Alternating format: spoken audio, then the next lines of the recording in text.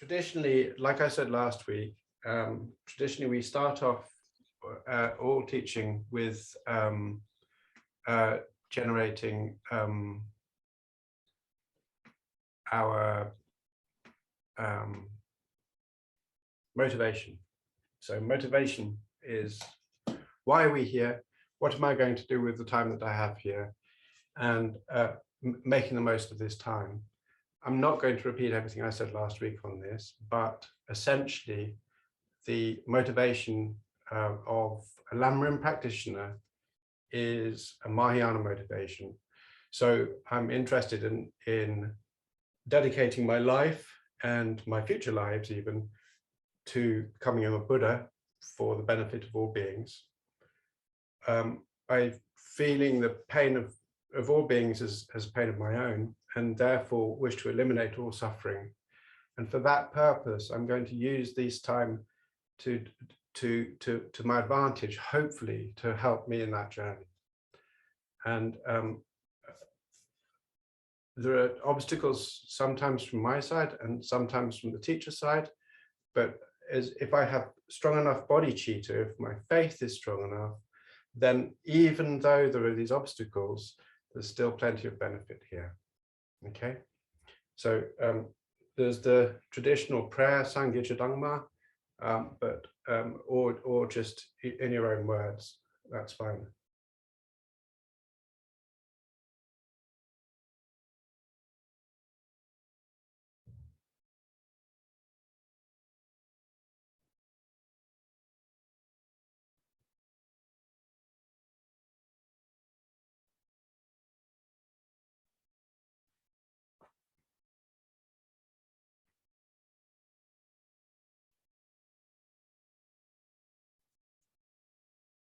Okay, thank you so much. So I'm good. I've got to put this down here.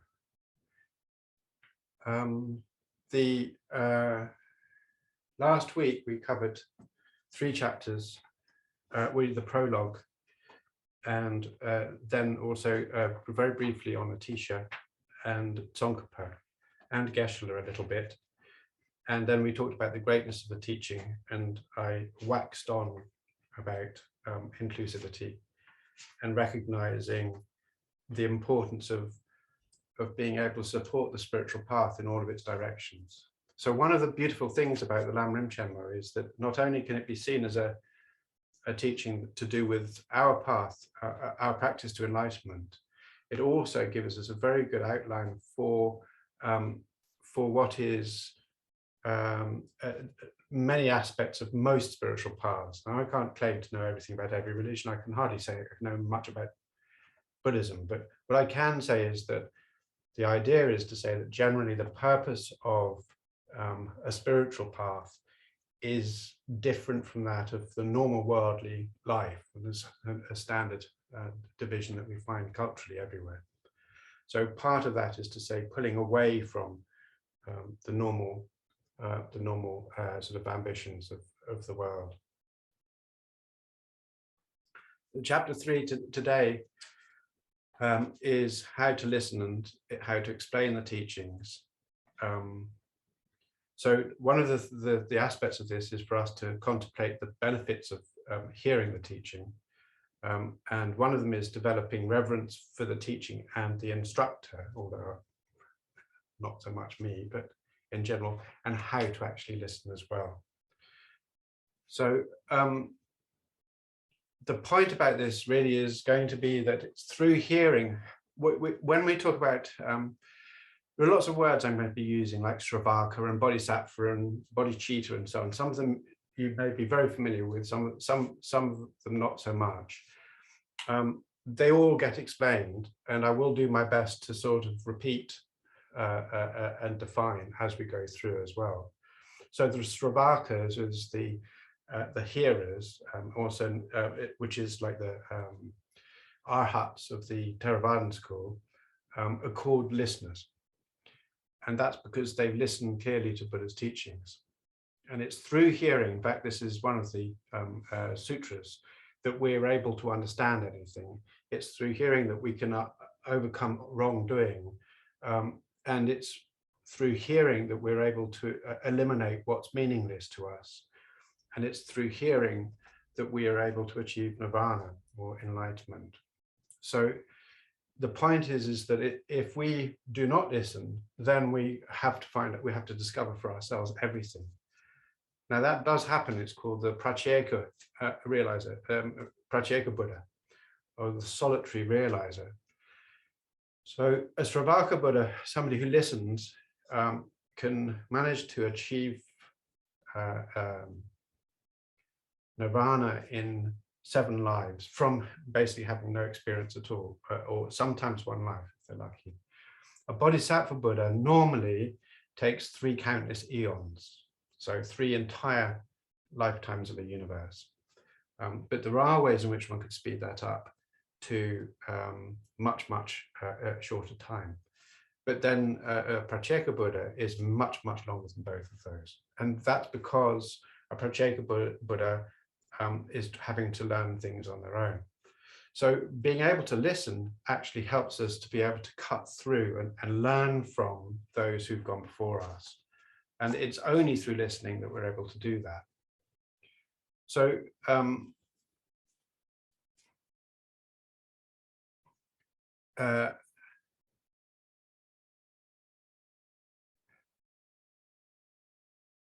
we depend really upon story as stories is one of the things that sort of distinguishes us from animals, being able to tell stories and listen to stories.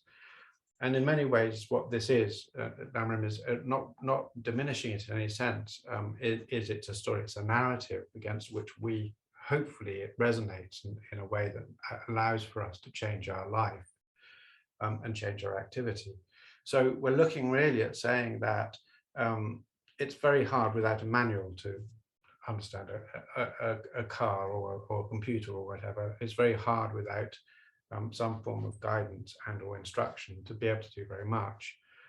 And similarly, it's like saying, you know, if I want to learn piano, it's much easier to do that with a book than just trying to hit the notes on my own. And it's much easier to do that with a teacher. So the point about that is the teacher themselves will often use a book as a part of a manual or an instruction text. But it's much easier to be able to learn how to do something that way. Therefore, what we're saying is about this is that when we're taking part in instruction, especially on something which we want to change our lives, we want to make ourselves better people, it's important for us to be able to listen. But when we recognize that, not just because of what I'm saying, but a lot to do with the heritage of this text and the heritage of the living tradition that this represents. Many of you've met Geshe Damshala, our teacher, and if not, have seen His Holiness the Dalai Lama, who follows the Lam Rim. He's also a Lam Rimpa. Then you can see that there's something there or I'm hoping you can see there's something there that's of great benefit to us in our practice. So the point about it is by developing reverence and a recognition of the opportunity being supplied here, we can have some sort of enthusiasm for doing this and sticking it through. So I think in that sense, what we're wanting to do is to say, that we need to have this basic enthusiasm. We need to be wanting to take part. We want to be attentive to what's going on. And obviously we need to be able to sustain our attention on that through listening. And in a sense, listening isn't just hearing words, but keeping attention on it. So again, as I said before, one of the main sort of progenitors of the Lam Rim tradition is a Sangha, who was the guy who lived in a cave. The story that I was a bit wary of saying last time was that he was meditating on loving kindness, and he was focusing on Maitreya Buddha, the future Buddha. And in the end, he spent 15 years or 20 years in the cave, meditating on Maitreya, trying to develop loving kindness, and he still hadn't had any sort of recognition of or any sort of sign of realization on this. But one day he saw a dog coming outside his cave, and the dog was in a miserable state and had open wounds which were with festerings of worms on it. And he was driven by so much compassion for this dog that he bent down to take these worms off the dog, but then he was worried that he might hurt the worms by picking them up with his hot hands. So he used his tongue to take the worms off the dog and put them onto himself or onto the ground accordingly, so that the dog wouldn't have to suffer so much from these worms. And then he looked after the dog. And when he looked up, Maitreya was there in front of him. And he said to Maitreya's a Buddha, he said to Maitreya, "Where have you been? I've been meditating here for 20 years or however long. And where have you been?" And Maitreya said, "I've been here all along.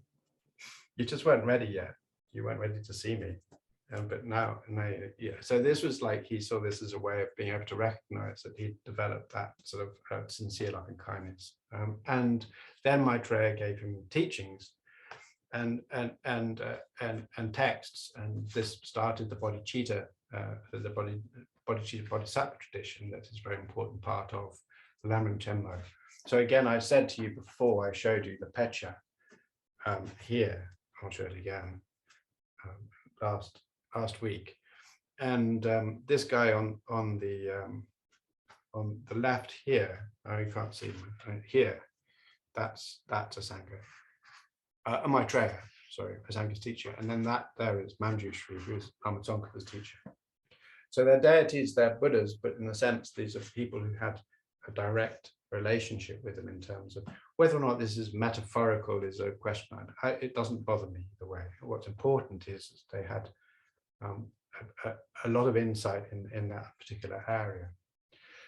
So he wrote Bodhisattva Levels, the Bodhisattva Bhumi Asanga did, which is a very important text, which was a part of a commentary on the Avasamanayamkara, which was given to him by Maitreya.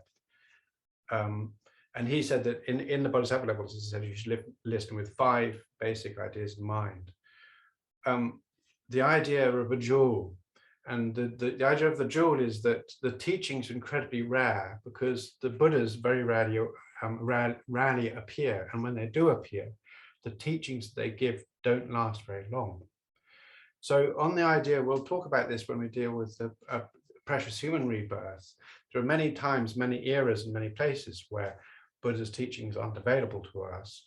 And when they are available to us, they're only available to those who have the karma already in place, to be able to hear them. And even then, there's a lot of obstacles in terms of getting in the way of that. So being able to hear them is a rare jewel. Being able to have the opportunity for us to study them and actually develop them is even more rare. And one of the things I really wanted to say is, we're brave, we're really brave, all of us are brave. Not because you know, we're Buddhists or whatever, or we're taking an interest in the Buddhist path, but Buddhism isn't natural to this country or to the West. It's actually quite alien, and it means that there are lots of aspects of the practice and which actually make it harder for us. And one of the things that is one can say, well, that, you know, that's bad, but in another sense, it gives us an opportunity, which is very rare for those people who are brought up surrounded by Buddhism, which is that we have to work harder in order to sustain our practice. And that itself has a huge value to the strength and the power of our practice. So we may feel that when we're meditating or whatever, that our practice is very weak, but actually being able to do anything at all is quite astounding. So don't feel disheartened. Sometimes it really is tough to practice and to establish a daily routine and to sustain a daily routine. But remember that, you know, we have actually got quite a few things stacked against us, including our own delusions. And it's all right to be able to just say, okay, well, I'll do what I can. I think His Holiness had a, I think maybe some of you know this, His Holiness had a conversation with somebody who said, you know, I feel terrible because you gave me these beautiful instructions and I haven't managed to practice them, and you said I needed to do it every day, but in the end, I haven't done anything at all. And His Holiness laughed and said, well, you can start tomorrow. So this thing really, in a sense, is where we are actually able to do something sometimes, and that's amazing. So don't feel disheartened when it gets tough, and sometimes it's tough. Sometimes it's really easy to practice, surprisingly easy. And one of the other things is that there are a lot of people who are from the Himalayan cultures and Buddhist cultures, and they call themselves Buddhist, but they don't actually have any idea about what they're doing. And that doesn't, I'm not saying that as a criticism to them, it's just that they are Buddhist by culture rather than by choice. And many of them, I mean, I remember talking to a Tibetan woman who is a devoted to His Holiness Dalai Lama and to various other lamas and so on, and you know, there's lots of bowing and stuff. And she had the courage to ask me when I was visiting her, this is just 3 or 4 years ago, she said to me, can I ask you a question? I don't dare ask anybody else. And I said, yeah, of course. And she said, is there God in Buddhism? Right? So this to me was like, for us, we sort of feel like we're on the outside, but for many people, actually, we're doing really well. Yeah. So anyway, I can go on and on. So that's important really to remember. So the jewel of Buddha Dharma is very, very precious and very rare. And this is what Asanga is pointing out to us, and to remember that, especially when we're listening to spiritual teachings. So this is the jewel. And then the idea of the eye is because the eye represents, in this case, represents wisdom or insight, sight is the metaphor here. And it's through listening to the Dharma and through recognizing the Dharma that our realization grows, that we are able to see through our own ignorance and clear it. And as we do that, everything begins to be far, far more easy for us to understand. And as it becomes easier for us to understand, not just at an intellectual level, but at an experiential level, then we find it easier and easier to engage in enlightening activity, both for others and ourselves. So it's insight which gives us the strength. I remember talking to Geshe Kongtrul Wondu, who's a Ladakhi Geshe, who's a friend of Lam Rim Buddhist Center, not that long ago, and about laziness, because essentially the opposite of joyous effort is laziness, and there are sort of 3 types of laziness, but one of them being the idea that you just can't be bothered. You know, it's like, oh, I just want to relax today. I can't do it today. Another one is not enjoying the practice and taking pleasure in non-practice activities. So this is mistaking what's good for bad, and mistaking what's bad for good, in the sense of taking pleasure in what's not good and not finding pleasure in what is good. And then the second form of the third form of laziness is to do with believing that I cannot do it, that I cannot achieve it. And this is the most damaging, because with that view, we can't possibly continue our path. We just don't believe that we're able to do it. We'll turn away from it. So one of these aspects of this, in terms of whether or not Buddhism is a religion, some people say, oh, you know, is it a religion? Well, we do believe in Buddhahood. We do believe in enlightenment, and we have to believe in enlightenment, because otherwise it doesn't make any sense for us to engage in an enlightening path, right? So I was talking to somebody just over the weekend about exactly this. He wanted to know what I was doing on Mondays, and I was trying to explain. And I said, you know, Buddha, and he said, well, what's that? And I said, well, it's an elimination of all suffering and causes of suffering. And he said, well, that's just impossible. So this sort of view, if you said, oh, well, it's impossible, then it's like, okay, then that blocks the ability for us to take part, right? So we've got to be able to recognize that there is, in a sense, until we've actually recognized ourselves, become enlightened, there's always a little bit of faith involved in whether or not it's possible.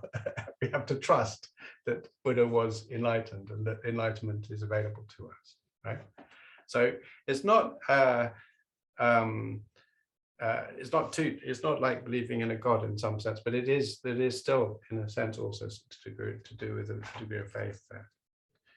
And it's probably very hard to avoid, really, in that sense, especially if we're going in classical Buddhism rather than sort of a modern Buddhism. And I would call myself an Orthodox Buddhist, so following Geshe-la, really. So, so the I is the idea of being able to increase our insight. Then the illumination, again, is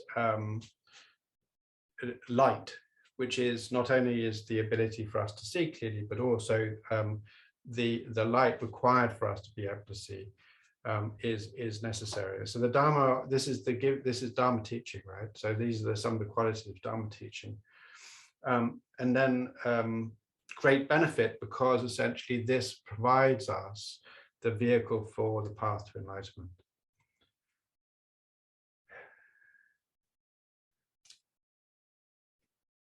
And again, and lastly, the idea of being beyond reproach.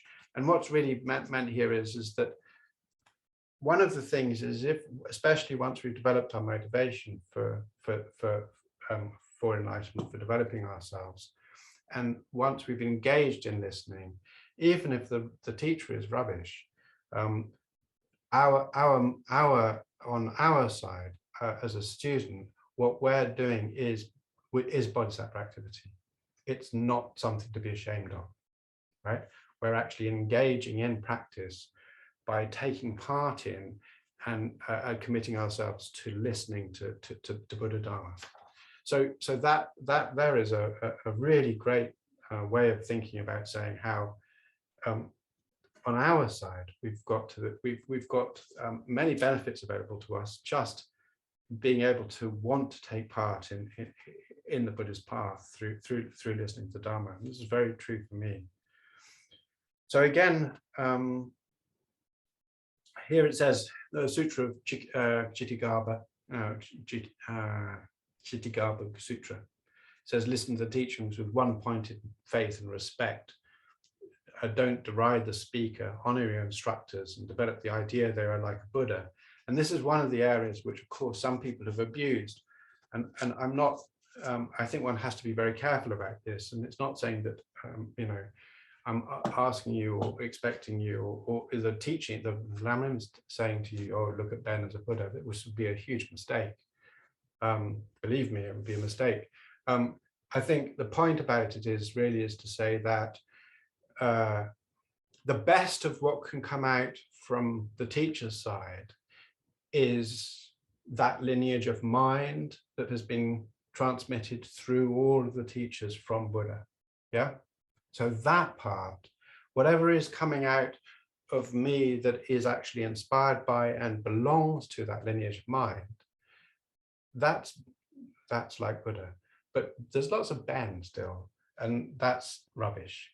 Okay, so that's the obstacle I'm trying to get through, is to put Ben to one side and to give and to keep to what I've been taught from the heart. Yeah. So I'd like to be able to say, yeah, I'm a perfect practitioner. I'm not. I don't expect you to believe that I would be if I said I was. But what I do, what I think the idea is to say is that if you can see, or at least if you can put to one side my imperfections, then it helps you to engage with the Lam Rim in terms of the living tradition that's been passed on through this lineage. And it's far better to do that. If I think if there was a part where he says that Ben, well, it's nice, but it's just not working for me. What one would need to be careful of is whether or not that begins to damage your respect for the Dharma. So that's where it becomes risky. because I'm not expecting you necessarily to think I'm a great teacher. I would be surprised. But I do think it'd be important to recognize saying, well, by criticizing the teacher or the instructor in this case, it might affect my my understanding or my relationship with the Dharma in a negative way, and that's what we're wanting to avoid.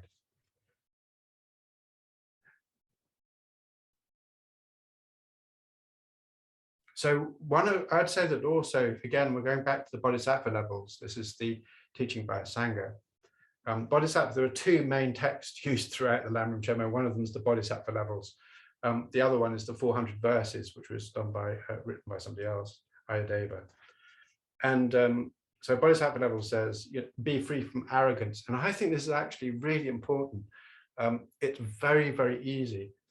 I'm drinking tea. I do hope you've got tea with you.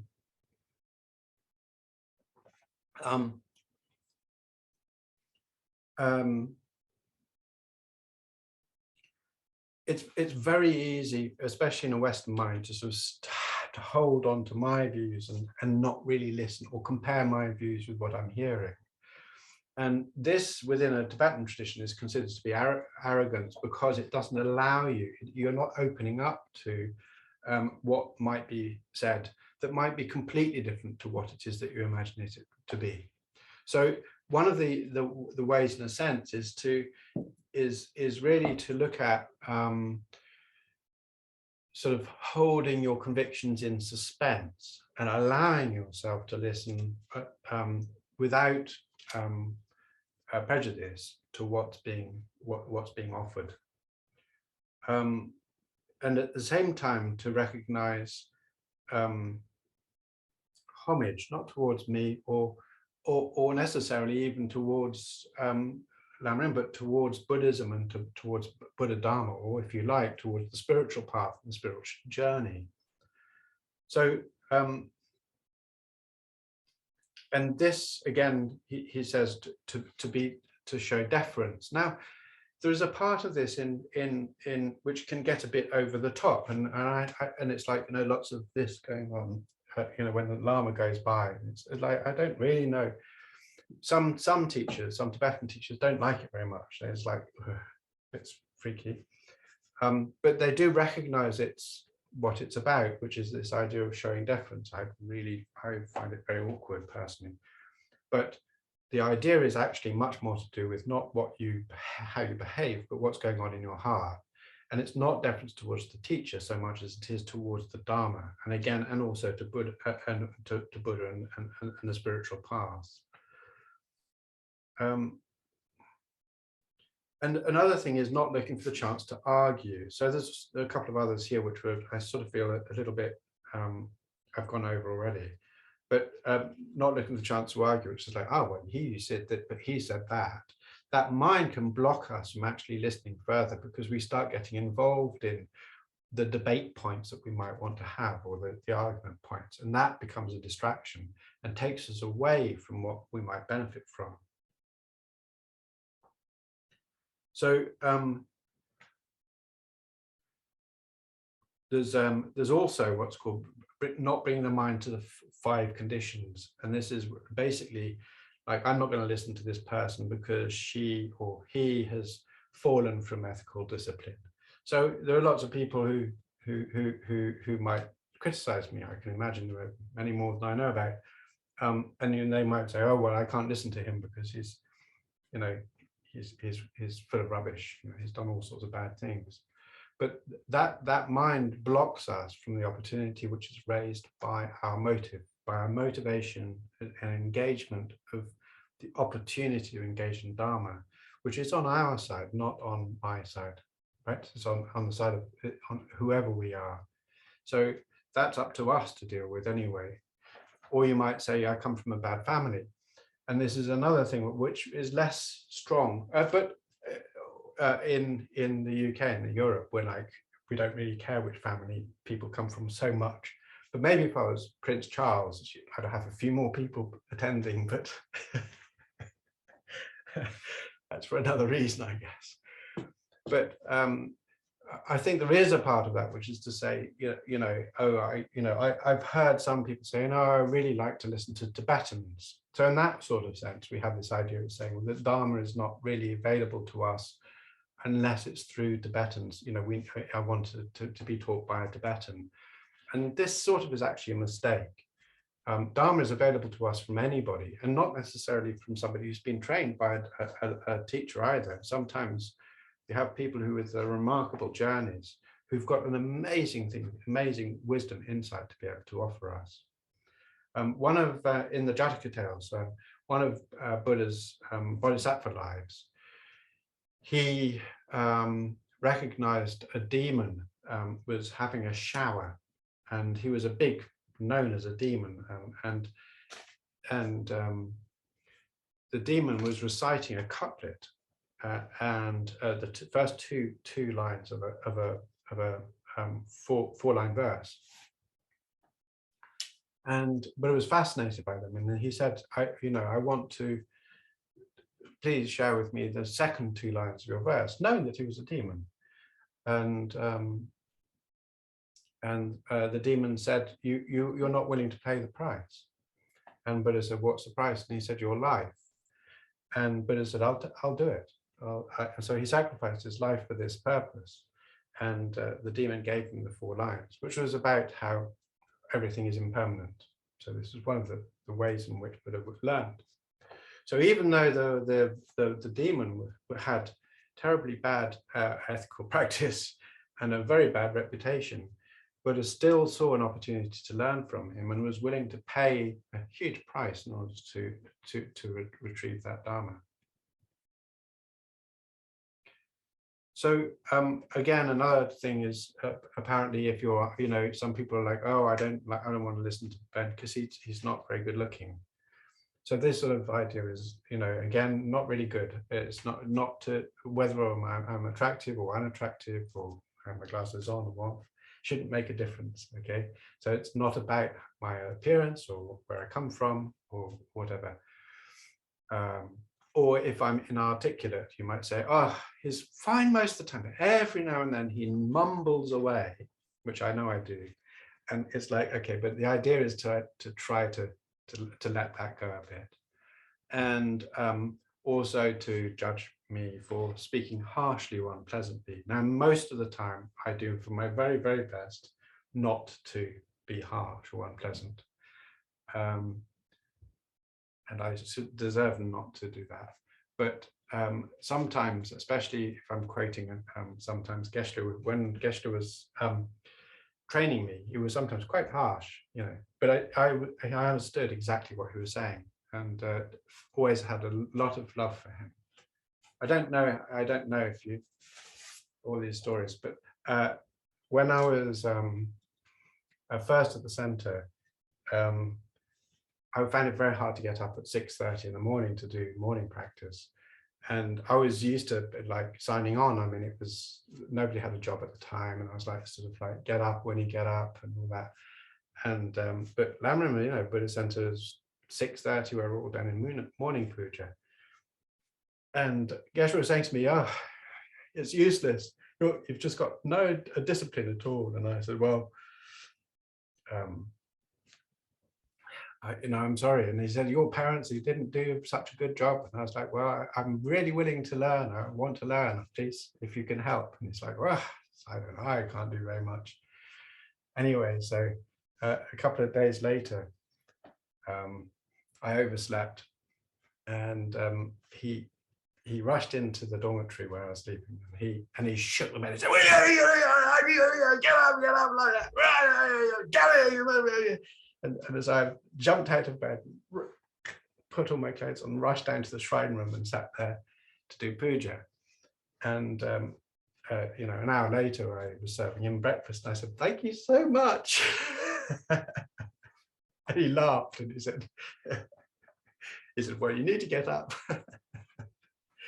This sort of idea of harsh, it really depends upon context, yeah.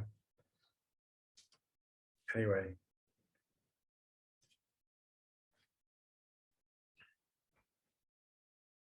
So then this is the sort of basic mindset from within which we listen. And then beyond that is also how we actually listen. And this is sort of, there's a well-known, it's used a lot in the teachings, the idea of the three faults of a vessel. And for those of you who are familiar with it, you'll just have to be very tolerant. But the idea of the three faults of a vessel is how we should, what we need to avoid when we're listening to Dharma, or when we're listening to any teacher. It doesn't, or any instruction. This isn't just Dharma. A lot of this is relevant to learning anything. It's a basic guide on how to make the most of training. And the idea is we imagine a bowl that we want to put soup in or tea in. And if the bowl is upside down, the tea won't get into it, right? So there's no good having an upside down bowl. The other one is that it's actually the right way up, but it's still, it's dirty. It's got horrible stuff all over it. It's just completely like mold and rubbish inside. And then the other one is, and the third one is, well, it's actually upright and it's clean, but it has a hole in the bottom. So whatever I pour in, just pours straight out, right? These are the three faults, if you like.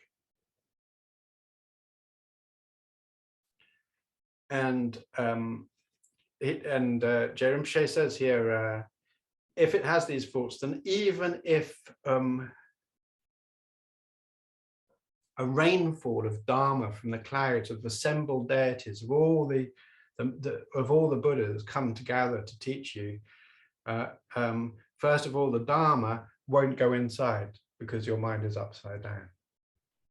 You won't learn anything because you've turned your mind away from it, right? Secondly, it might go in, but it becomes completely obscured and useless because it's filled with, you've got so many clinging on so many wrong views that you can't, that it's not of any value. By the time you regurgitate it or think back on it, it's completely confused. Yeah. Or they teach it to you and it comes into your mind and it goes straight out again. You can't remember anything at all. It's like, oh, it's very nice, but I can't actually, nothing stuck whatsoever.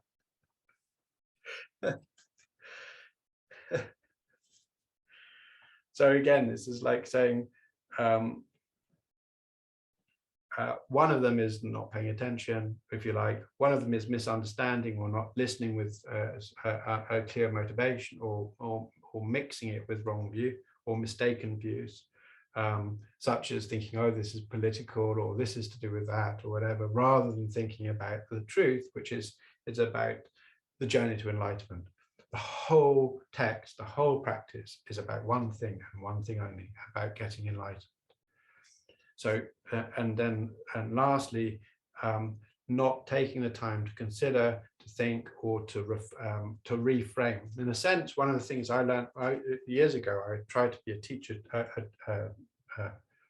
teacher for children, and I was introduced to the idea of reframing. And reframing is basically when you listen to something, if you take notes in your own language and in your own ideas and your own sort of sense of it, that is a reframing, and that allows you to actually get the most out of it. It's not necessary to always take notes, but it can help, especially if you have a holy bowl, right?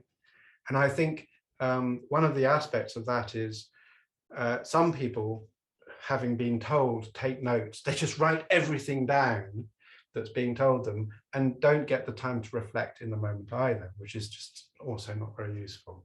So it's understanding how to reframe and making use of that can really help to put something at the bottom of the bowl to stop it all leaking away. Yeah.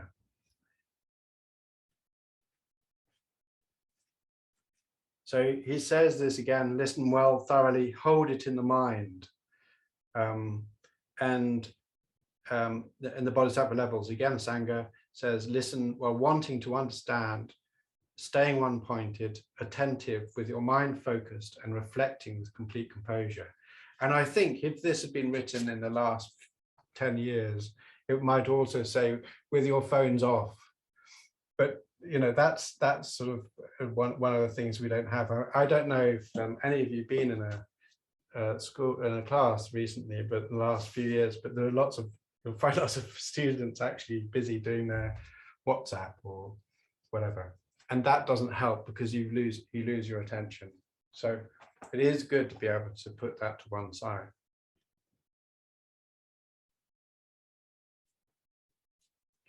So then Shantideva, another one, Shantideva, Bodhisattva Charyavatara, is probably a third text that's used throughout the text. And in fact, there are so many people who give teachings on the Bodhisattva Charyavatara. It's a really, really beautiful text by a 6th century monk.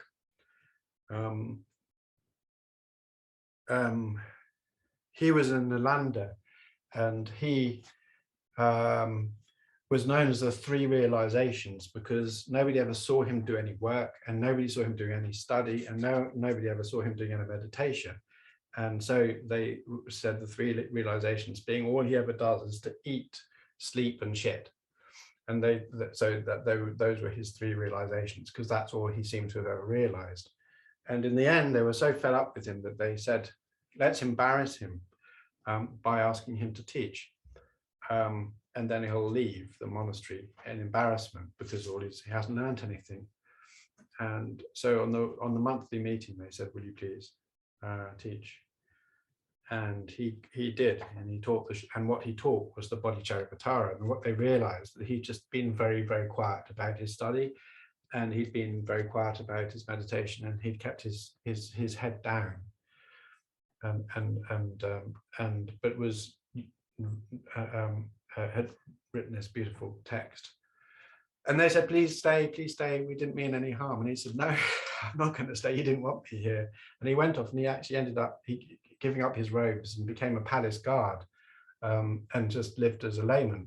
But what he wrote and what he had, his realization, is incredibly powerful. And the Bodhicharyavatara is beautiful, beautiful text. So he says, you know, one of the ideas is taken from this text is think of yourself as a sick person. So when you must follow a doctor's advice when you're stricken with ordinary illness. So what is what need is there to mention those who are continually stricken with the illness of so many faults that prevents us from enlightenment, right? So we need to follow what he's saying here is we need to take the advice, not from me, but from these great teachers who've got so much to offer us.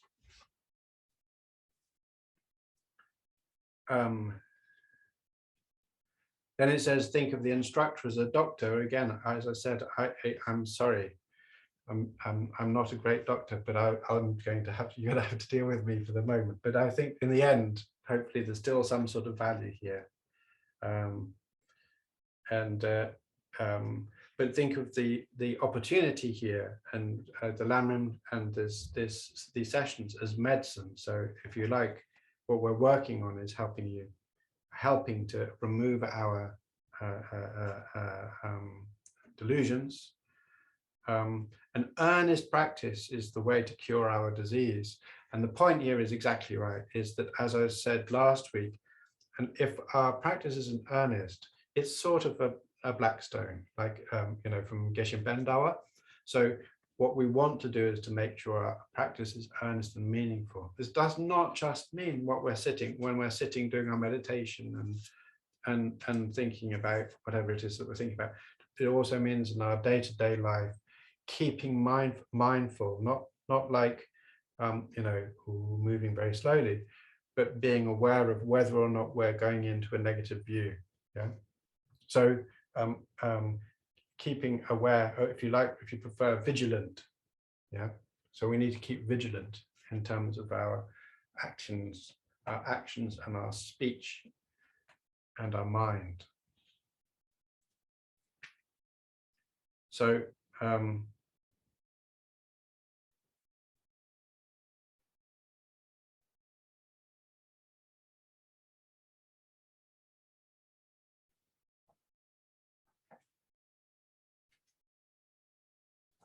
And Je Rinpoche then goes on to say that one of the ways we should look at that is to say that, it's not just one or two moments, one or two going for a 1 week course or whatever is going to help us very much, because one dose of medicine is not going to do very much for a leper.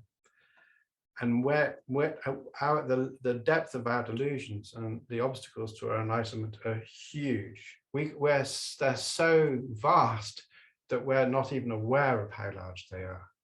Yeah, we like to think that maybe we're nearly enlightened, and in one way we are, but in another way we really aren't.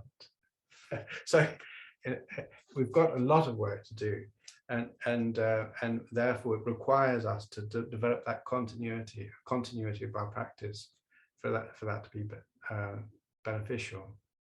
Just like our minds are constantly confused, and we've been ill for a very long time.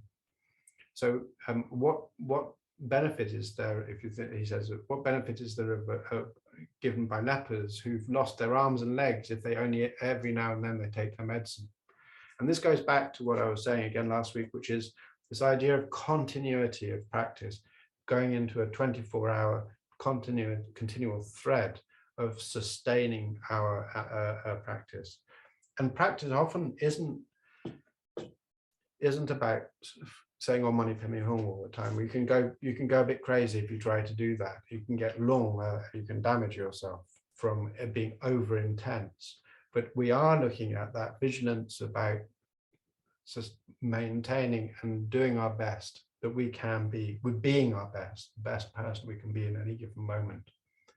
And that's not so hard. And we think it's hard at first, but actually, if you think about it, when we are with our friends, I don't know, in a restaurant, and we haven't seen each other for years, like since we were at college or whatever, and it's like, yeah, and we say all this rubbish stuff, and we'll swear and we'll F and blind or whatever. But when we're with our grandma or our mum or whoever, or our, some priest or vicar, or a child, we effortlessly don't do that, right? It's almost effortless completely for us to be able to not swear in front of a child. So it's not as if really there is a vast amount of work involved in sustaining our practice, but sustaining that vigilance is absolutely relevant. Yeah. So that's the point, is that we're trying to work on that and then do the best we can. And there's a lot to be said for, especially towards the end of the day, to think, could I have done better? What did I do? A reflection, a little bit of reflection, not too much. So how can I do better? Not to feel bad if I haven't done so well, but to see instead, if I haven't done so well, to be determined to be better. Right, like that. Yeah. So not a negative mind. Just remaining determined to be better, or to say, yeah, that was good. That seemed to be very sensible. And then maybe later on we'll think, well, I could have actually done even better than still, but that's okay.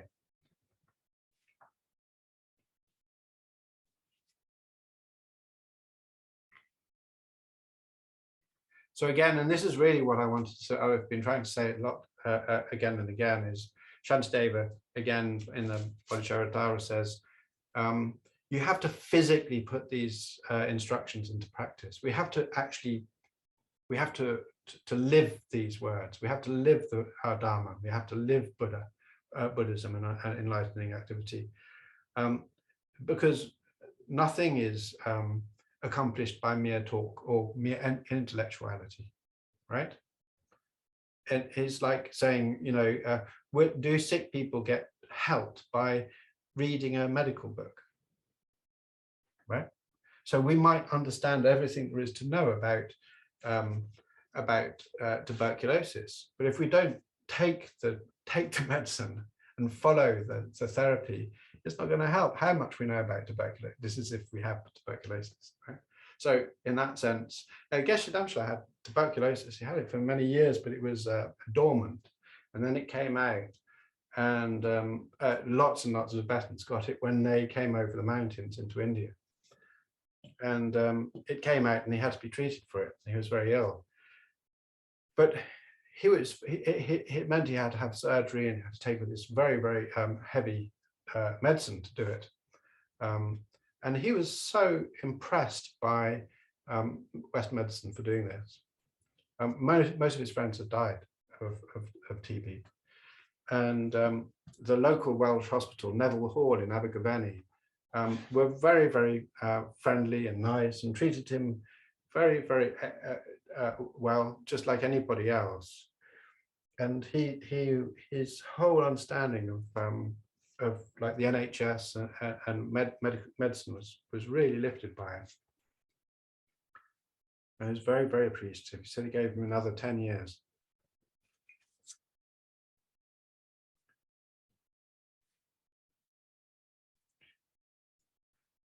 So then the aspect is saying, well, what does that mean?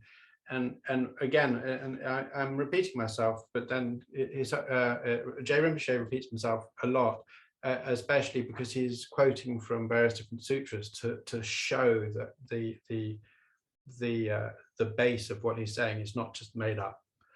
And he says, this is a sutra, verses about hearing. He says that really, even if you've heard a lot, if you've been to many teachings, but your discipline, your ethical discipline is weak, it's going to be very, very difficult for you to do any legitimate practice.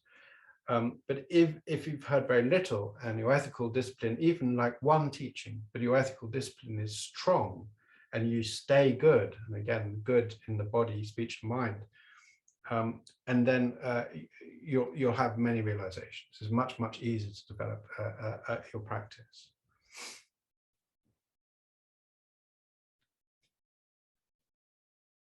So again, I think there's a tendency for lots of people to come into Buddhism or be attracted to Buddhism from an intellectual basis, but really, especially in terms of Lam Rim Buddhist Center, we were not really an academic center, very, very much practice oriented and from the heart. And this is something that one of the qualities I found with Geshe Damchalo as a teacher was he sort of didn't really ever go down academic studies, whereas several other Geshes did. And that's not wrong, it's not bad. But he was like, you know, people are sort of missing the point if they think they need to know whether or not the flowers on the north side of the Tushita mansion are blue. How does that help you right now? Is it going to make you a better person? Right? So it's that sort of thing of, I need to know not necessarily what the names of the heavens of the 33 are, but what's going to make me a better person right now? Because that's what I've got. That's actually what I have to deal with, right? And maybe for some people, knowing the names of the heavens of the 33 does help them from moment to moment. But for me, I have to say not so much.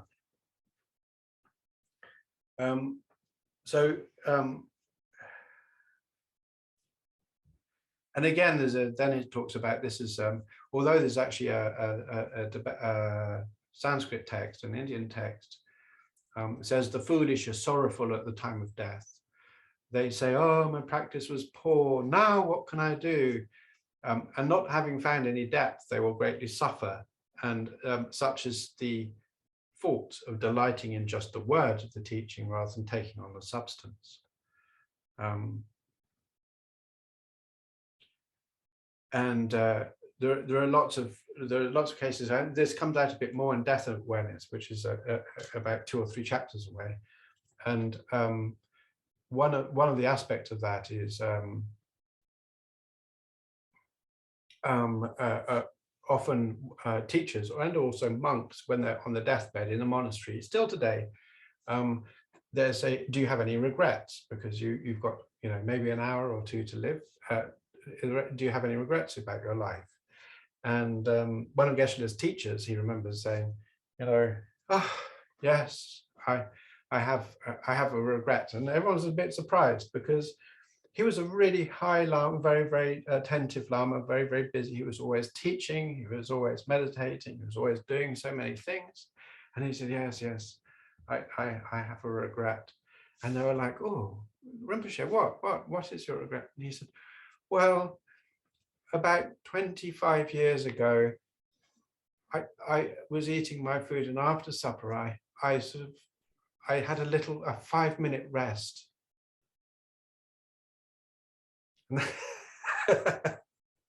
I could have used it to do something more.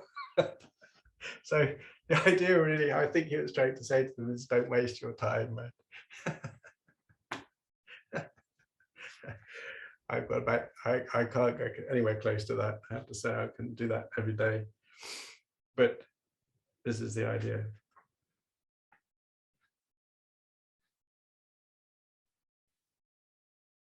So then this is primarily the aspects of what it is to listen. And this is normally what I've been concentrating on most of the time, when especially with Geshe, is to this aspect. And then the next section is how to explain. So this is really for me right now, but also for yourselves, in terms of not just delivering Lam Rim, but also in terms of when we're being instructors. Yeah. And again, I think the important thing is just to remember that a lot of this carries into a much broader scope than just spiritual practice. One of the aspects of that is to recognize the benefit of what it is that we're trying to explain, why we're trying to explain it, and the benefits of doing that. So within the Dharma, if we're teaching Dharma or we're explaining Dharma to people, then there are many benefits that happen to the instructor, such as it helps us develop recollection, intelligence, understanding, and so on. Now, in fairness to what I said last week, absolutely true.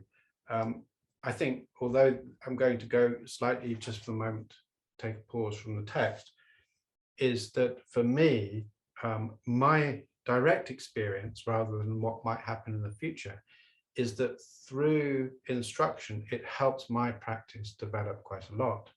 Yeah. So this is why I'm thanking you, because you're the ones who are helping my practice. Right? So I feel really, really grateful to you. I really do, because you're helping me develop my practice on my side. Because you're helping me recollect and bring back what Geshe taught me, but also this text, which I found completely beautiful, and help me remember how to put it back into practice. So it strengthens my practice directly right now in this life. And then in the text, of course, going back to Lamrim, it says that my future lives, there's all sorts of many benefits, including like I will have protection from demons. And so I don't really know very much about that, I have to say. But definitely there are advantages. I can see advantages to being able to take part as being able to share this Dharma. It's absolutely relevant. In fact, Lama Tsongkhapa says here, you've got to develop belief in the benefits of explaining the teachings from the depths of my heart, or our hearts. And that's something I find very easy, because, as I said, I can see it. I don't know, as I said, I'm not so clear about what happens in the future, but I can see immediate benefit. There's no doubt about that. So also, especially when we're teaching Dharma, Buddha Dharma, is to sustain and maintain a reverence for Buddha and Dharma. So again, this is something which is, if we don't have faith or reverence for the Buddha Dharma, it's very hard to teach Buddha Dharma. And I also think personally that one of the aspects of this is that it's very, very easy for some teachers to have sort of a little bit of ambition about becoming a great teacher, or becoming famous for their teaching, or becoming, basically worldly motivation, rather than just wanting to share what they've learned. And some people actually want to make money out of it, which is just, in the end, it's just a job then.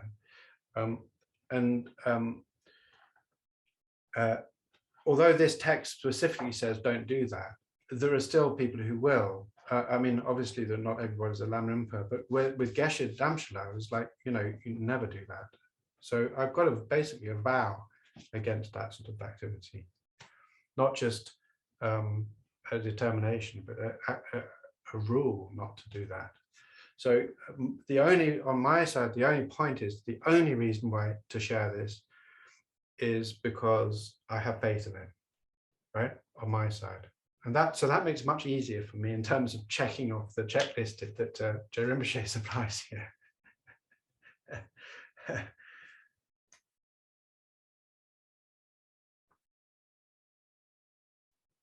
So it says, in terms of what thoughts we have, is to think about being as the doctor, in other words, being the same sort of qualities we have tried to develop with as doctors in the UK, modern world. The teachings of medicine, and doing my best to listen with sick people. But I do actually feel, in a sense, as I'm saying, I also feel that the Dharma, really, the Buddha, the text, and my teachers or our teachers are the real Buddha, really the medicine and the doctor. I feel more really like one of us, same with you.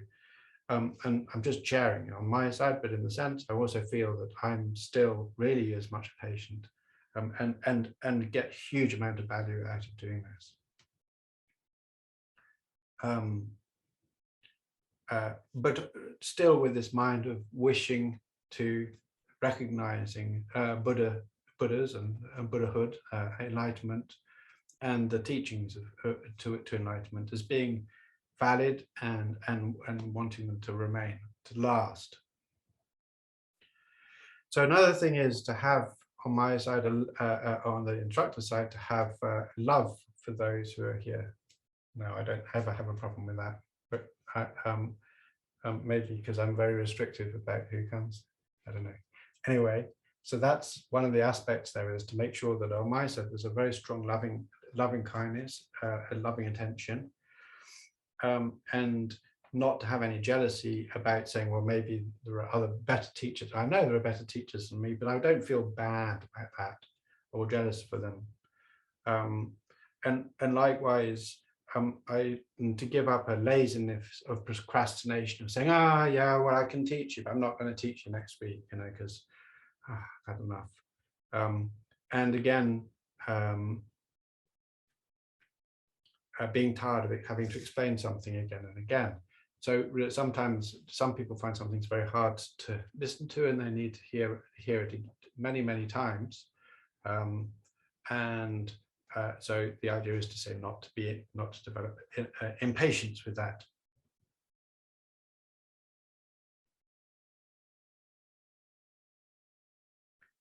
So as I said, he says this again, just to remember the merit from this, both from the teaching and from the student, is essentially the merit is placed to become a Buddha, right? And this purpose benefits everybody. So in terms of behavior and instructor, there's also sort of relevant to students is to be clean and washed, put on clean clothing, sit on a teaching seat in a place that's clean and attractive. Then there's also some sort of prayers that one can say, which I don't do the one they mention, which is something to overcome demons. But what I do, if you want to know, is I do a practice called Ganden Lagye, which is a guru yoga of Lama Tsong-kha-pa. And then I do a silent guru yoga of Geshe Damshala before I start, as well as calming meditation and motivation. So that's really actually what's happening.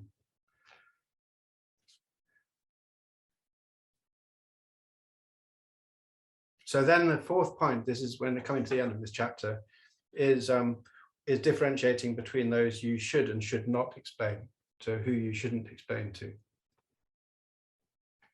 And one of the points made here is the sutra on the discipline, Vinaya Sutras, to do with specifically monks, but also to do with the teaching of Buddha Dharma, is it should not be done without request.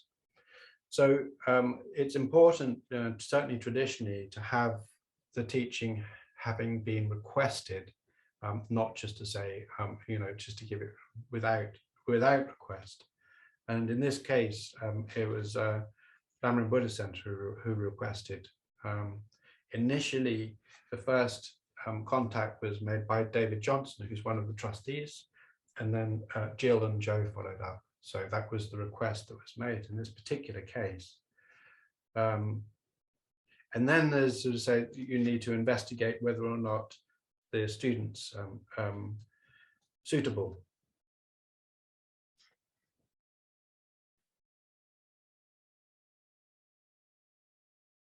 And then it says, in terms of the King of Concentration Sutra, when somebody requests, then say, please do the teaching, you should first say, I'm not trained extensively. You're knowledgeable and wise. How can I possibly explain teachings to one as great as you? Yeah.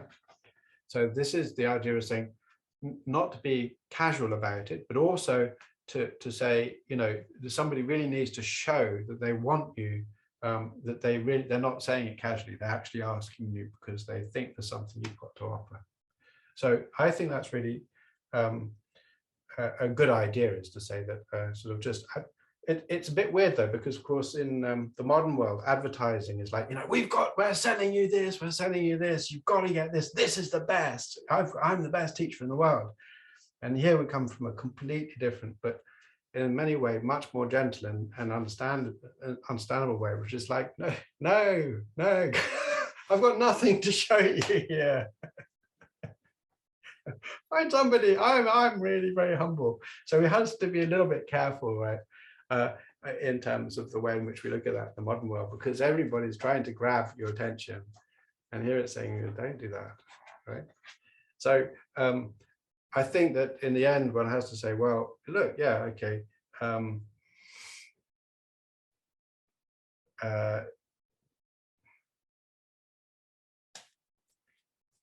We do need to be humble, and certainly to be aware of the fact that sincere people who are willing to listen sincerely, they are very, very valuable. And they, in a sense, if they know it's there, then they'll come and listen. And he does say here, actually, and he's quoting the King of Concentration Sutra. He says, you can explain the teachings even without a request, if you know that the listener is a suitable recipient. Okay. So it does mean that there are ways for us to do that. It's not, nothing is always so set in stone. We have to use our intelligence. And you'll find this again and again and again, especially in Lamrim, but also in Mahayana tradition, which is use our intelligence, use our intuition to work out what is correct in any given moment, rather than just saying, well, the scripture says this.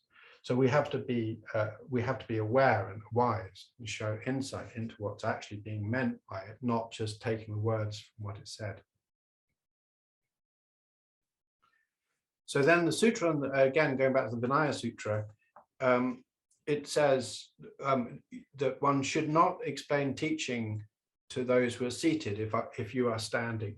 So this is all about to sustain an idea of the point being is that when one's teaching, especially Dharma, the idea is to have a respectful position for the teacher rather than a disrespectful position for the teacher. It says, if you're seated, then do not explain the teaching to one who's lying down. If you're seated on a low seat, don't explain to someone on a high seat. And the same with good seats and bad seats. Don't explain to somebody walking in front while you walk behind. The idea is that in procession, the person at the head of procession is more important or is seen to be higher. Don't explain to somebody who's walking on the center of the path while you've been pushed to the edge of the path. Again, if somebody whose head is covered or whose upper or lower robe is pulled up, so it says if your upper robe is pulled up, So this is like when monks, if like they're tired or whatever, you have to, I'm not a monk, but I want to explain. So this is my blanket actually, because it gets cold here sometimes. So, and this is like an upper robe, and then they sometimes like this. You can't see me now, right? So then that's when you shouldn't.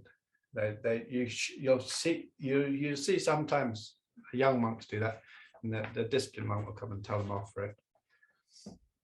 Again, also, like if you're, this is much more important if you're receiving teachings in a shrine room or with a lama, and you're cross-legged, is not to lean against the wall, right? This is, again, you should not do this as a student. And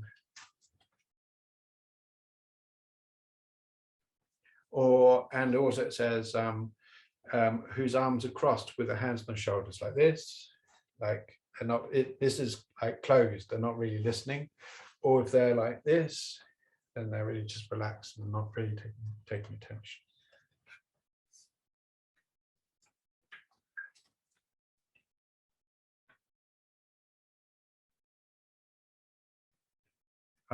Somebody who's wearing a top knot, or a hat, or a tiara, or if they're riding an elephant or a horse,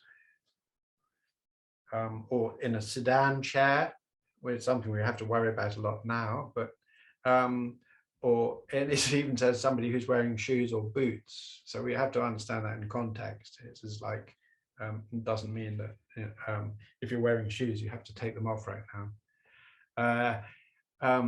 Although that reminds me again of a story that Geshe had about one of the Kadam Geshes, and he was reading the Vinaya Sutra, and it said that monks, he's reading this in the mountains in Tibet, and it said monks should not have leather boots. And he looked down and he's like wearing leather boots, and so he took them off and he threw them outside his hut. And then he read the next line, and it said, unless you're in mountainous areas, in which case it's okay because of the rocks. So then he went outside and he put them back on again.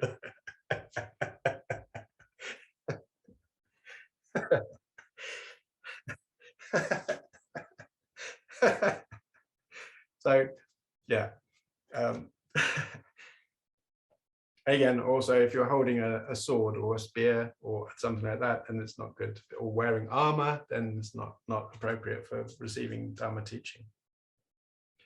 And it said, if you're not doing any of those, it's absolutely suitable to teach. And also, none of these instructions apply to those who are ill. So if you're wanting, if somebody's in bed and they're ill, that's absolutely fine, for instance. Yeah. If they're mentally ill, again, then obviously allowances are made. So these things are, again, flexible. It depends much more upon the circumstance and understanding context. But also, it really is concerning with outer signs of respect. And if you know that the inner respect is very strong, then there's no harm done, right? So what we're really talking about is to do with respect and attention, not so much to do with whether or not you're wearing a turban or a tiara. Anyway. And then again, this is something we talked about earlier on last week, which is how to conclude a session. And you conclude the session with dedicating the virtues that arise from both the explaining and the listening to your temporary and final objectives. And temporary objectives is improving one's practice. Final objective is achieving Buddhahood.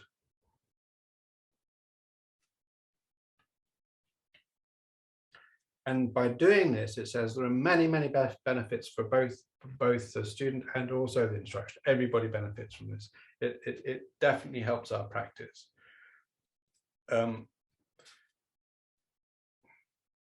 And in fact, although this is almost like something I would say, like, this is great, right?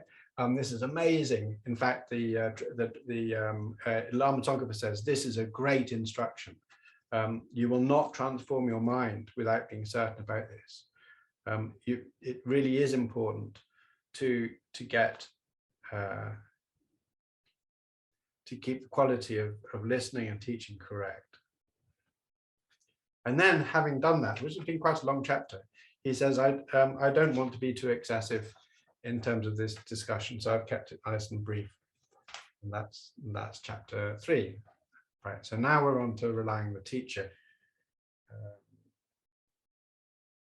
So it's coming up to, it's 10 to 8 now. So I think we only did chapter 3. I think that was quite enough today. So again, I said after 8 o'clock,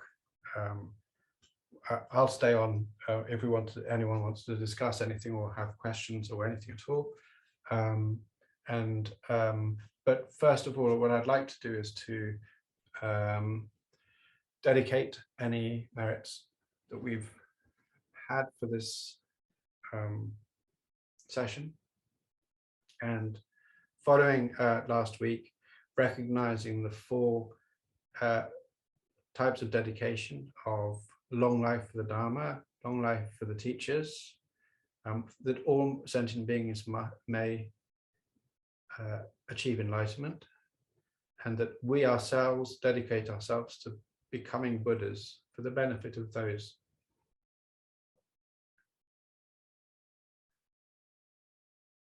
And in the short term, to sustain and develop my practice, to be able to offer more on these Mondays, and to remember with gratefulness and recollect with gratefulness everybody who's attended, and that's about it, best I can do today.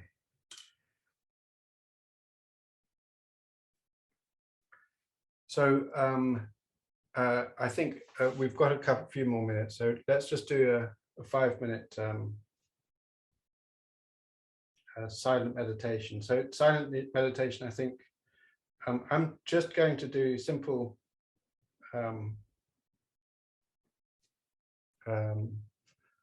shine, breath awareness, if you like. So just trying to keep my mind focused on the breath, and if it gets distracted, then just bring it back. So that's all there is to it, nothing more. Just only really the concentration just remains on the breath.